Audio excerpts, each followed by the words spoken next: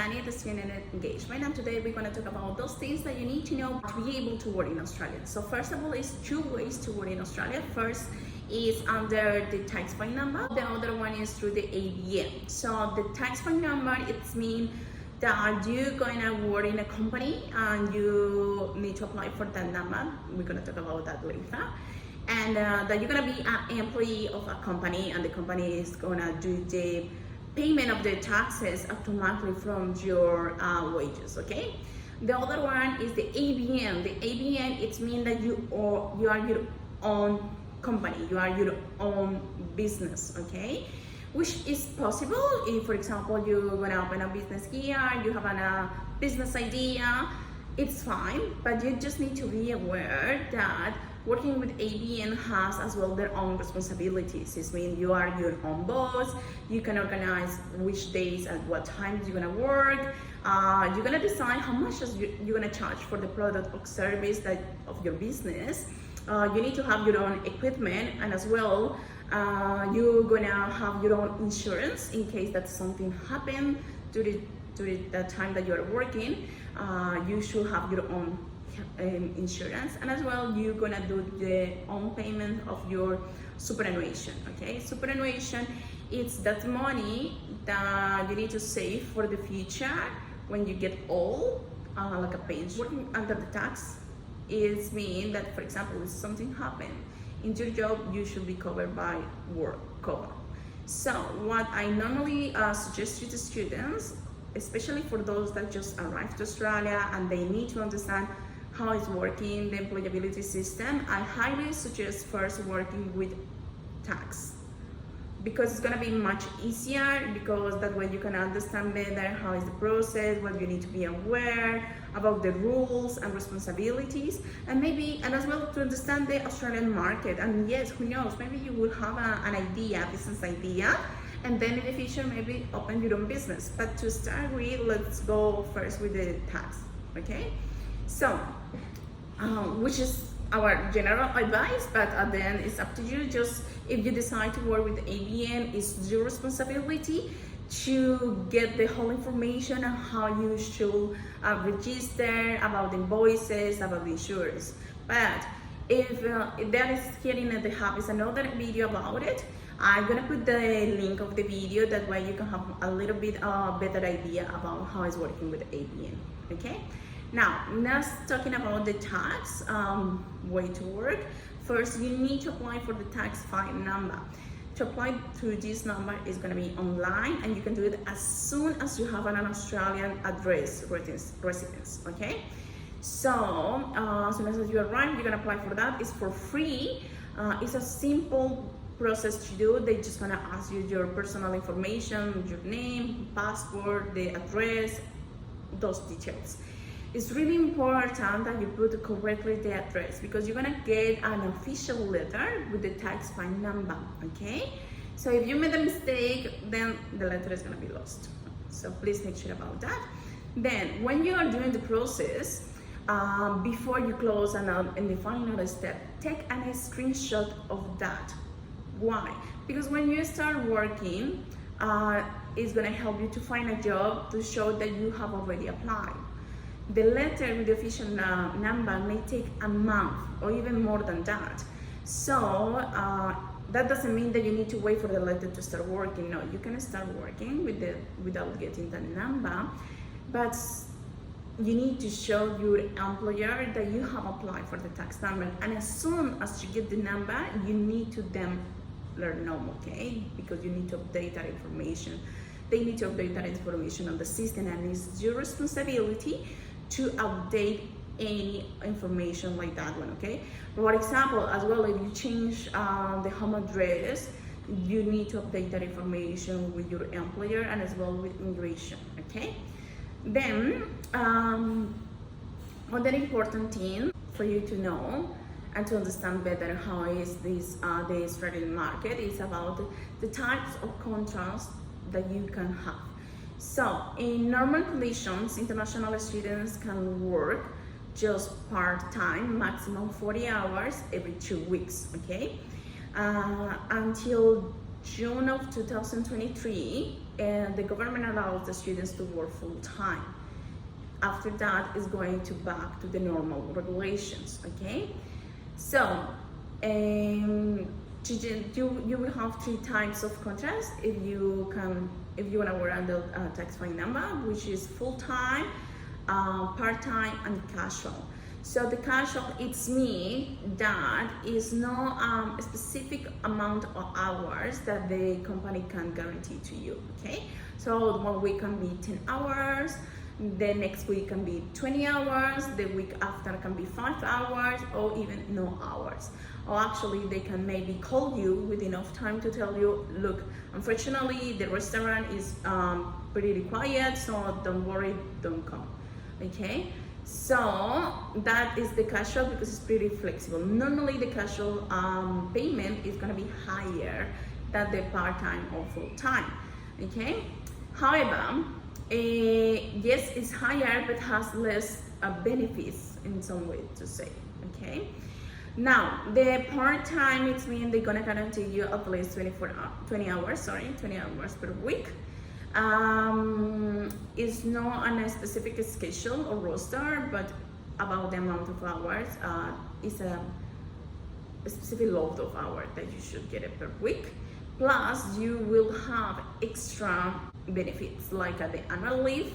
So annual leave is going to mean that for 1 year of working, you're going to have 1 year of 1 month of holidays, and that month of holidays is going to be paid. Okay, and as well, for example, if you one day are sick and you call your boss with the time and say, look, unfortunately I'm not feeling well, I'm supposed to work today from, I don't know, 8 to 12, and I can't. Even that you are sick and that you are not going to work that day, you're gonna get paid, because with a part-time and full-time you can get a sick leave.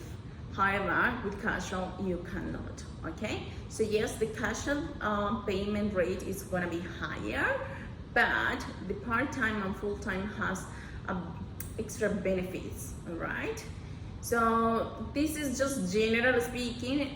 Anyway, it's really good that you inform yourself with the official pages online, because sometimes, of course, things can change anytime. So this is a disclaimer for you to understand, as well, because this video is going to be online and you can access to this video anytime. So those regulations may change at the time that you check the video.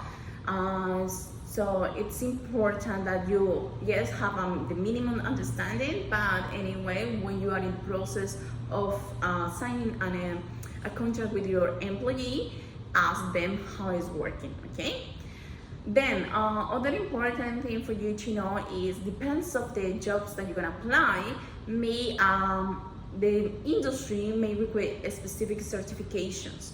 So for example, here that we are in Cairns is a university, and the most popular industry that the students work with is with hospitality.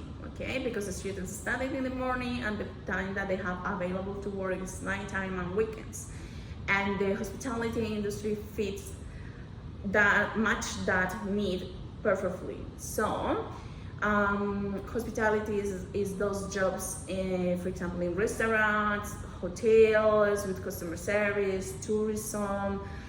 And for example, in a restaurant, you can apply for a position like a bartender, or in a restaurant with this alcohol involved. Even that you're a waitress, you need to take a certificate that is called RSA, Responsible Service of Alcohol.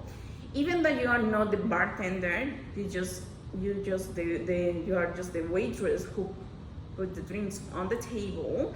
It's your responsibility. You need to take this course. This course is a short course. You have option to take this course online, and can take you around 3 hours. Or you can take a face-to-face course, which most of the time is involved with some practice as well. All right. So before you start applying for this type of jobs in hospitality industry, where you're gonna need this RSA, it's better that you get the RSA first, put it and add that in your resume, and then you apply for the jobs. Why? Because if for the industry is a legal requirement that you have that. If you don't have the RSA, they can't hire you. So it's gonna be like, okay, CV next, because you don't have it. And that happens as well with other industry. For example, if you're gonna work with kids, you need to get the blue card. If you're gonna work in the construction industry, you're gonna need the white card. If you're gonna work with disability people, you need to get the yellow card. So it's different requirements, depends on the industry that you want to work with. So it's something that you should check, and that way get ready before printing or sending any resumes, okay? And as well, part of that process to understand better which industry you want to apply, what are the requirements, is what we do here at the Student Hub. You can get this information from us. If you are studying and living in Kent, you can access for that information for free. If you are still thinking about where to study, this is a good opportunity to think about Kansas as your study destination. All right. And one more thing that I would like to add to the video is to check the Fair Work Ombudsman. This is a government organization that provides help and support for employees and employers. All right. So even that you're an international student under a student visa, you have the full rights of working in Australia. So it's something that it's important for you to understand that even that you're international, you have the same rights and the same responsibilities than an Australian. And the Fair Work Ombudsman makes sure that the things are done properly. All right. So this is a really good website to go. Even you can translate the whole website in your own language. They have more than 20 different languages to translate the website, and you can translate it in your own language to make it easier to understand this information. And as well, they have different resources and tools that you can use it. So, for example, in Australia, sometimes they have different rates, depends of the job that you're gonna do, depends of your experience, depends in which industry you're working, the level of responsibility that you're gonna have, how old are you, it's too many things involved. So if you have already a job opportunity and you want to make sure about how much you should get paid at that specific job, in that specific position, the Fair Work Ombudsman Online, they have a payment calculator that you just need to answer some basic questions, and that way you're gonna have an idea how much you should get for that job per hour, all right, or per week. Per hour mainly, okay? Because that all depends if you have a casual or part-time or full-time. The payment per hour can change. But anyway, in that website explains you how should be your payment, all right? Anyway, we can do in the future another video properly just about the Fair Work Ombudsman and what resources and tools you can use and how to use it, okay? So this is for today. Thank you so much. If you would like, if you would like to talk about something, a topic in special, and do you have any specific question or something, just please put it on the comments.